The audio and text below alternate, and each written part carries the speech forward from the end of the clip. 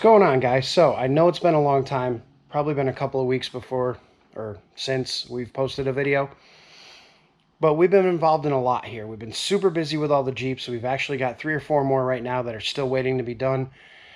It's been ridiculously hot here in Connecticut, and like this is the worst summer that I've seen in probably 10 years.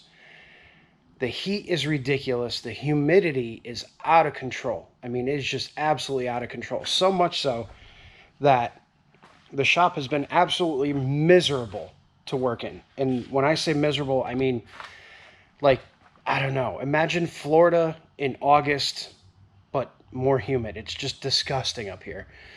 So we haven't really been doing much of outside of what we've had to do as far as our maintenance jobs and stuff like that. We haven't really done much welding. We haven't done much of anything really. And it got so bad that I finally decided to completely close in the loft upstairs.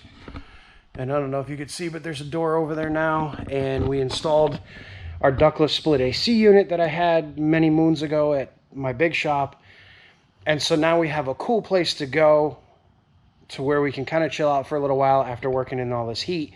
Eventually we are going to air condition the whole shop, but I wanted to get at least something for now where we can chill, like literally chill. But it's now like 11 o'clock at night. It's finally cool enough to work on something, and we're going to work on my truck.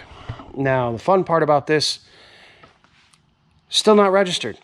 DMV had my paperwork for 6 weeks, decided to send it back to me, telling me that I need to go get the thing emissions tested before I can even register it.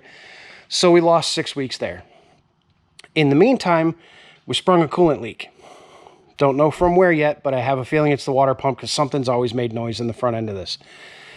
So what I went ahead and did was a couple of weeks ago, actually about a month ago, we ordered a whole bunch of stuff from Rock Auto. We got all new AC everything. We got condenser, all the hoses, compressor, a water pump. We got blend doors, which I'm going to do another video on, and you can wait till you see these blend doors, man. You guys are going to freak out. These things are awesome. But we've got everything to do, the complete air conditioning system, and the other nice thing too is we got everything to do all the coolant tubes and everything else that's a little rusty and questionable on the motor. So what we're going to start by doing tonight is we are going to go ahead and tear pretty much everything out of here. This condenser, which is all beat up and ugly, is going. That's completely gone.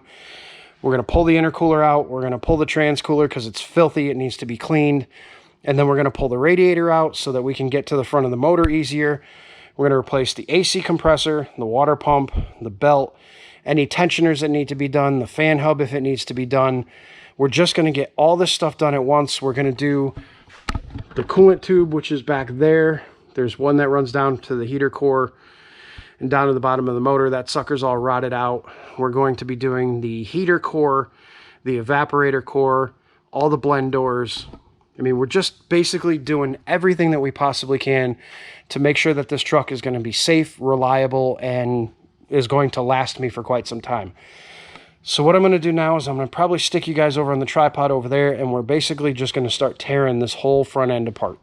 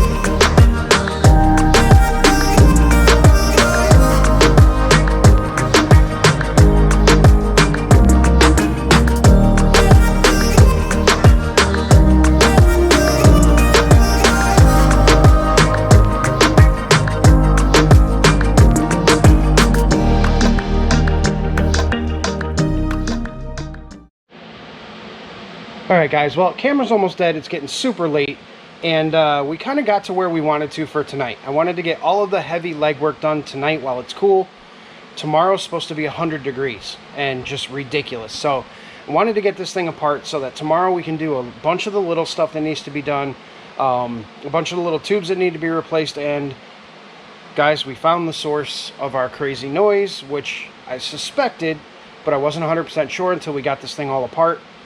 And now you can see these come apart pretty easy. I think it took us about an hour and a half to get all of this apart, which includes, you know, about 20 minutes of draining 5+ gallons of coolant. But here's where our problem lies. There's literally no bearing left in that AC compressor, and the compressor itself is seized up solid. So good thing we got a whole new one. So we got a new compressor. We ended up getting a new water pump. All these pulleys, surprisingly, the bearings and the fan hub are excellent. The bearing and the idler pulley are excellent. The alternator feels really good. That stupid clutch pulley, but that's all working. Power steering pump seems to be good. And the best news yet is it doesn't appear that there's any oil leaks around the front main seal, which makes me super happy because I didn't want to take that apart. So what we're going to do tomorrow is we're actually going to take the AC compressor off. We're going to take this whole bracket off because I found the source of our coolant leak, which was right around this coolant outlet tube right here, or inlet tube, whichever one it is. I believe that's the inlet. But what ended up happening was both of the clamps, they're just the spring clamps, they actually rotted and broke. So they were losing tension, which allowed water to get up into this underneath it and pit it out a little bit. And with the clamp not holding properly, all it did was just start leaking under pressure. So we found our coolant leak. We're good there. Not sure if I want to take this bracket off because it does have an O-ring behind it. And I don't know that it's leaking by the O-ring, but, you know, we could take that off and put the O-ring in it. I think the O-ring is relatively available, and that would allow us to take it off, clean it up. And then if you guys could see under here, that little tube right there goes to a metal tube that runs under the motor. It runs underneath the block, or underneath the exhaust manifold, all the way to the back, and then it meets up with the other heater core line and a few other odds and ends. We bought that piece. Not going to be here till Monday, but having this whole thing apart will make it super easy to just throw that tube in. So I think tomorrow we're going to pull the alternator, we'll pull the AC compressor, maybe we'll get this bracket off of here, get it cleaned up, put a new O-ring in it, and then you know, we'll just basically clean the whole front of the motor up, put our new water pump in it, and then we also got all brand new AC lines. So we can take the battery out, we can run all the new AC lines all the way up to where they need to go. And then once we get the whole front end done, get all this stuff that cleaned up, get everything cleaned up, put back together, then we can move inside and pull the dashboard out and get all of that stuff out. So yeah, that's just a quick explanation. Not so quick, you know my style. I will see you guys tomorrow, hopefully during the day, but I highly doubt it's probably going to be nighttime again because of hot. So I'll see you guys tomorrow. What's going on, guys? So it is Sunday night now, and still hotter than hot. You don't like to hear me complain, but it's hot. I was going to film a bunch of stuff, but then decided not to because you would have seen my frustration in the fact that it literally took close to 2 hours just to get the AC compressor out. Now, every bolt was seized in the compressor, so we actually had to break the compressor. On all four sides, all 4 bolts had to be completely broken out. Which, again, no big deal. That compressor is absolute garbage, but it would have been nice if the bolts actually came out. So then we ended up taking out the coolant inlet, which is this whole bracket, holds the AC compressor. Luckily, all of our bolts threaded right out of here once they were cut, so not a big deal. But I wanted to clean this up. We're going to wire brush it, paint it, throw it back on the truck with a new O-ring, just to make sure that we don't screw ourselves and spend all this time putting everything back together, only to forget to do that O-ring and have a massive leak again. So, all of that is off. We have all the stuff to go back there. We're going to hit all this with a wire brush make it look all pretty, clean up these pulleys a little bit, because like I said, there's just a bunch of crap inside them. This bearing is perfect. There's nothing wrong with it. Water pump is getting replaced again, so we don't screw ourselves. We're going to clean this up with a wire brush or shoot a coat of black paint across it to make it, you know, semi-respectable. And while we're in here, we'll, you know, shoot some of this gnarly looking frame stuff, which isn't really anything other than surface rust. But we'll shoot that with some paint, and we'll make this whole thing just look nice with all its fancy new parts. And then we'll put some new radiator hoses on it, a few other odds and ends while we're in here. These are the coolant pipes I was talking about. This one runs to the back of the engine. And then back there, there's that one coolant pipe that runs from the heater core down, and it runs across the back of the motor over to the heat exchanger. So we're going to get rid of that. We got a brand new one, and we're going to replace that. So yeah, we are going to go replace anything and everything that could possibly leak. We already got the air dog done. We got all that stuff done. We got some other lines we got to take care of. But all in all, it's getting there. It's getting cleaned up. It's getting to be to the point where it's actually going to function properly. And that's what we're after. We're after it functioning properly. It doesn't need to look absolutely pretty, but everything needs to work, and it needs to not leak. All right, guys, so we're making some progress. Finally. This thing has been an absolute, well, I don't want to say a nightmare. It was all expected, but it still doesn't make it any easier. So we got our fancy Gates green belt on there, which you see all Cummins guys running because they're the only ones that don't squeal and squeak and make all kinds of noise. We got our brand new AC compressor in place finally, after we managed to track down some bolts, which was not easy, but we got them. We got all of our new pipes in, and you can't really see, except for, yeah, you can see that one. That pipe runs all the way to the back, and then we also got the rear one in. Now, let me show you guys what the old ones look like. So this is one of the old ones. You could see that literally wasn't leaking. How, I don't know. But when I started moving it around, it started, you know, kind of blowing holes in itself here. There's another good one right there. But yeah, so those were desperately needed. There's the other one. This is the one that went to the front of the motor. You can see how bad these things were. That's why I say to a lot of people, you know, one thing about vehicles is they like to be driven. This thing sat for a while, and it's probably worse off than if somebody had been driving the crap out of it, because it rusted and corroded and did all kinds of goofy stuff. And you know, for the most part, all the major stuff is good. We just need to clean up a lot of this rusty crap and everything else. So we're going to go ahead now, and I'm not hooking the heater lines back up or the AC lines back up, because we are pulling the dash out. We're doing the evaporator. We're doing the heater core. We're doing the blend doors. We're doing all that stuff. So this battery tray's got to come out so I can get the rest of the AC line out. Once that AC line is out, we can then pull the dash, get all of our new AC lines run. You can see this one to the condenser is comes right off the compressor. So this one's ready to go. We got the suction line running up to the receiver dryer, which isn't in place yet, but we'll put it in place when we get closer to finishing things up. And then you can see the two AC lines back yonder, broken. And you can see the heater core line that we just replaced. But overall, it's a shitty project, but to be expected with something that sat for this long. But we did cleaned it up. I don't know how it looks on camera, but it looks, you know, presentable here, and you won't see any of this anyway. I just kind of wanted to shoot a coat of paint on it to make it look a little less rusty. But now that we got all that done, we're going to start putting everything back together and ripping the dash out of it. All right, guys, so we didn't go too crazy filming this entire process because, well, it's a pretty nasty process. But I want to go through and tell you everything that we did replace, and you can see some of it. Like, we replaced the AC condenser. If you can see back behind here, we replaced all the AC lines, are all done. We got the high pressure and the suction all done. Compressor was replaced, lines off of the compressor. Lines going to the actual evaporator core are there. We got a new receiver dryer, and we got a new evaporator core. So we're going to be pulling out the dash and doing all that stuff today. But in the process, we also did all new heater lines on the motor.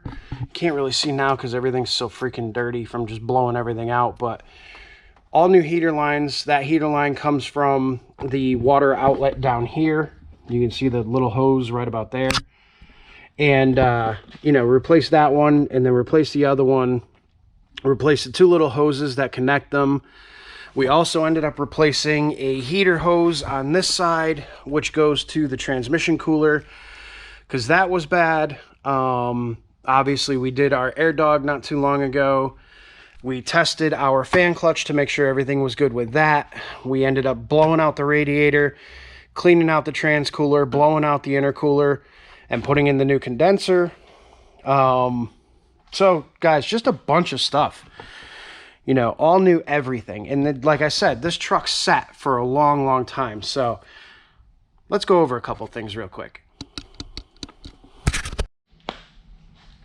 All right, so we're going to keep full transparency on this build because I want to let you guys know the down and dirty of what it actually costs to do something like this. And when we're completely done with the truck, we're going to go over every last little penny and we'll tell you exactly what we spent. But what I wanted to tell you guys is that, hey, listen, these trucks are expensive. Any diesel pickup truck right now is commanding stupid money.